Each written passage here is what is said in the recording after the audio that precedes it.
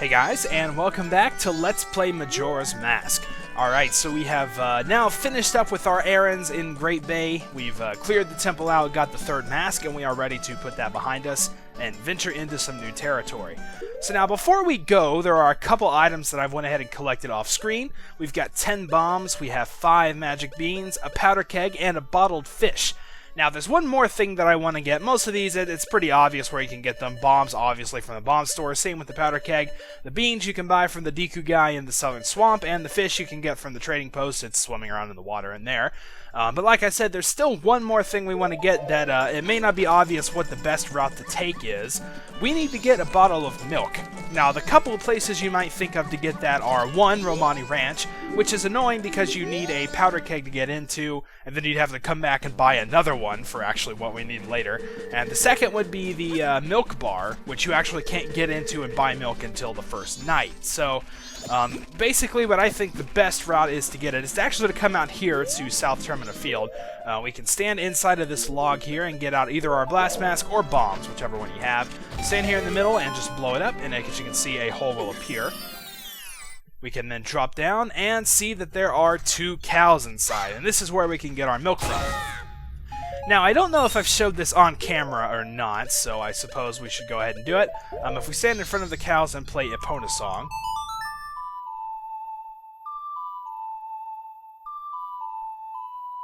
this apparently really does something for them. Moo! Nice music. It reminds me of the pasture. That song just makes me want to let go and put out a whole lot of milk. Alright there, buddy. Oh yeah, and by the way, you hear that sound it makes? That's so creepy. Why is a cow making that noise? I don't even want to know, but anyway, we got milk, so let's just forget about all of that just happened, and just be happy that we have what we wanted. Alright, and now that we have that, we are all ready to head out into our next area. So once again, we're going to play Epona song, and thankfully there are no cows nearby this time. Oh yeah. Oh, I thought that was her back there. No, that was a chew. Alright, oh, you have to come from that way, huh? Where do you go, by the way? Like, you come from the most random angles. Does she just go out and adventure Termina Field too? I don't know. Anyway, we're now going to head over to the east because that's really the only direction left to go that we haven't already, well, we have been here before, but we haven't really done a whole lot. Remember, we came out here to go to the Ikana Graveyard and also very briefly during the Anju Cafe side quest, but now we're going to be in here for the long haul and exploring around quite a bit, so it should be pretty cool. Alright, so let's just make our way on through the little canyon here and hop over these fences, let the Bombchu do their thing. And stop here by this guy. I'm pretty sure we've already done all this on camera. In fact, I almost know that I have, because we did the Anju Cafe side quest here, and I had to have shown how to get in. But just in case you forgot, we're going to put on the Garo mask and talk to this guy up here. He's going to tell us we have a nice mask and give us a little bit of a history lesson. Then make a tree appear so we can get up. Alright, so now let's get out the hook shot and make our way up. I'm also going to put on the stone mask, because you may remember the last time I went through this little passage, I had a little bit of trouble with both the boulders and the Nejirons around. As you can see when we run through, those guys are going to pop up and really get in the way, but if you wear the stone mask, none of them will pop up, so all you have to worry about is the boulders. It makes it a lot easier, so I would recommend doing that. Maybe a little bit slower since you can't use the bunny hood, but rolling works too. So now we're pretty much in the clear. Let's take it off and head into the next section. Again, we have been here before. You can even see Sakan prancing around out there. I guess he is near his hideout. I don't know what he's doing, just running around in circles anyway. And as we head out here, I think if we stand in a certain spot, Tattle's going to want our attention. I can't see it, but I sense there's a thirst for blood looming all around us. Oh, that's creepy. Don't you have a mask that can summon the unseen? Well, what she's actually talking about is what we could use our Garo mask for. The guy out front that let us in sort of briefly mentioned that. If we put it on, walk around a little bit. Whoa, holy crap. Master, you called. Huh? What are you? Yeah, so now we have to fight this guy. He's going to bounce around at us. If we block him, you can see he's not very good at combat. Block his attacks, he'll drop his sword, stab him, and you're good to go. Regrettable. Although my rival, you were spectacular. I shall take my bow by opening my heart and revealing my wisdom. To cross the valley of Ikana, aim at the river beast with the arrowhead that freezes. Belief or disbelief rests with you. To die without leaving a corpse, that is the way of us Garo. Whoa, holy crap. So yeah, these guys are going to be in various spots. Tattle will always try to get your attention whenever there's one nearby. If you want to fight him and talk to him, you can, but basically they'll just sort of give you hints about what you need to do. If you already know what to do, then it's kind of pointless. And I'm not going to waste my time because, of course, I do already know what to do. Alright, now we don't want to kill these guys. We want to shoot them with ice arrows, actually, because that guy pretty much just told us to. So we can shoot both of them, and as you can see, it's going to make some platforms to get across here. Awesome, and now we're on the other side. So now we're going to have to use the hook shot a little bit and look for some trees. And then I think up here, yep, there it is. And turn around once again, and finally make it to the top. You can see Tingle's up there, but we don't have to deal with him since we have all the maps, so that's good. Get up here, you can see there's an owl statue and a Gwei coming from behind me. Yeah, those guys are here too. So let's get out of the way and spin attack.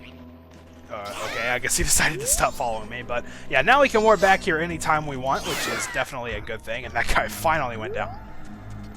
Alright, so now we can check this place out. There's actually a lot of stuff around here.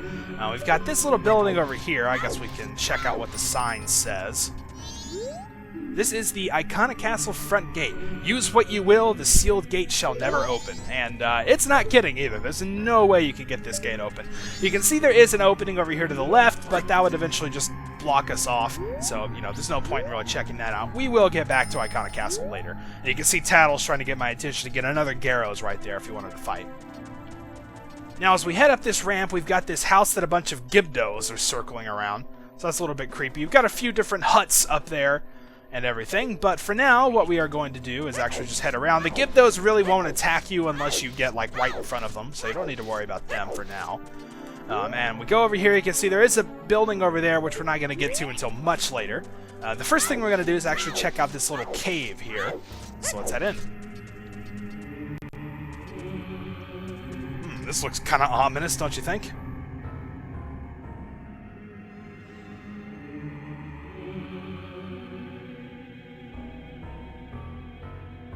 What business have you in Ikana Kingdom, land where only the dead roam? Whoa, look at there, it's one of the Composer brothers. The other one we haven't met yet. This is no place for one as full of life as you. Or do you say that you wish to join the dead? That is fine. If that is the case, then sleep gently to the melody of darkness that the great composer Sharp shall play, and join the ranks of the dead. Yeah, so this guy's going to play a little bit of a song for us, and as you can see, it's going to keep taking away our life very, very slowly. But remember, we did meet his brother Flat before, and he gave us a song to play if we ever ran across this guy, so let's do it.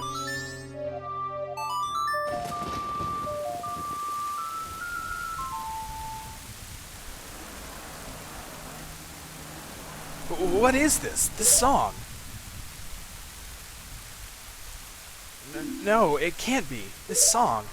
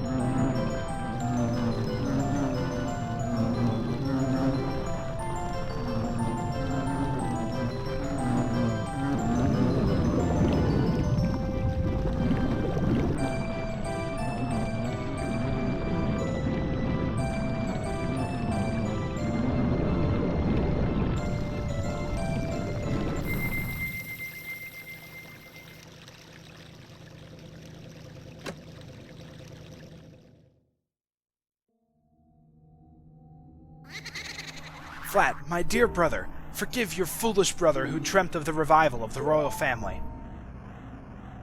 Ye who do not fear the dead. With my brother's song, you have broken the curse that was placed upon me. It is all thanks to you. We dead should not be lingering here in this land. It was all the trick of the masked one who had upset things.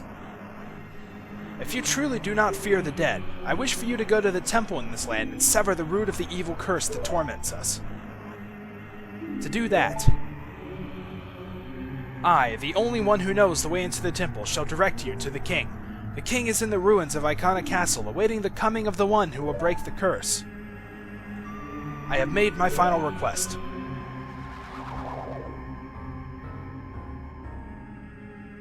Yep, so there goes that guy. We've lifted his curse and apparently restored the spring in the process, which caused a couple things to happen that we want to take note of. One, there's now strange music playing from this house, and if you ask me, it kind of actually reminds me of the haunted Boo's Mansion in Super Mario 64. There was that one little area where you go in the back and there was like a little merry-go-round or whatever where you had to fight ghosts on. It kind of reminds me of that, but then again, I haven't played that in a while, so I could just be making that up. But also, you can see this is all going now, and it's caused the Gibdos to go back into the land or whatever. It's also unlocked the door, and it doesn't get rid of the Gways, unfortunately.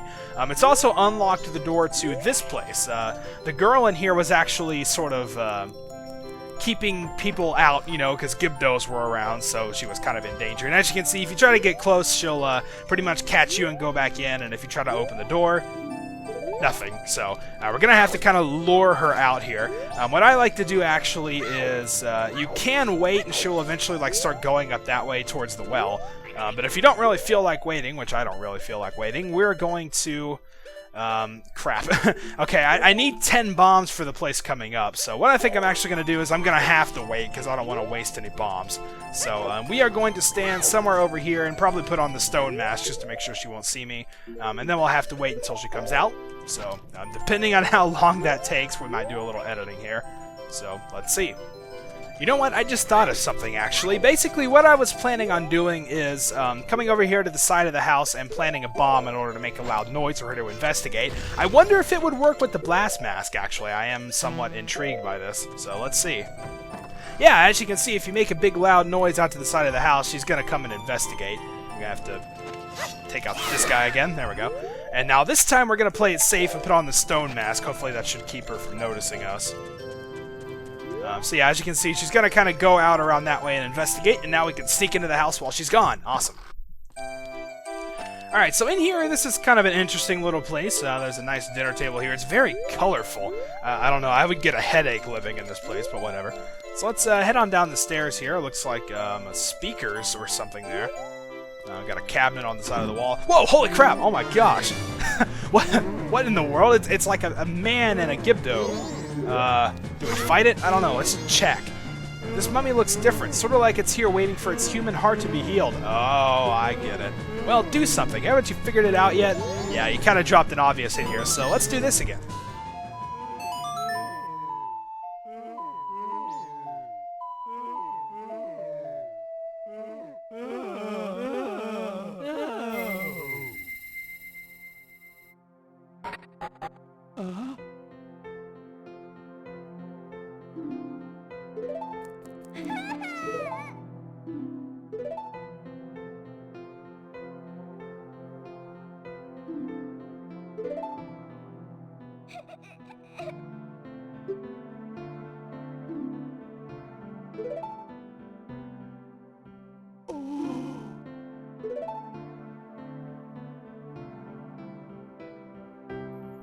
Aw, so they had a touching reunion there and everything, but we get the Gibdo mask from that. This mask was once the hideous face of Pamela's father.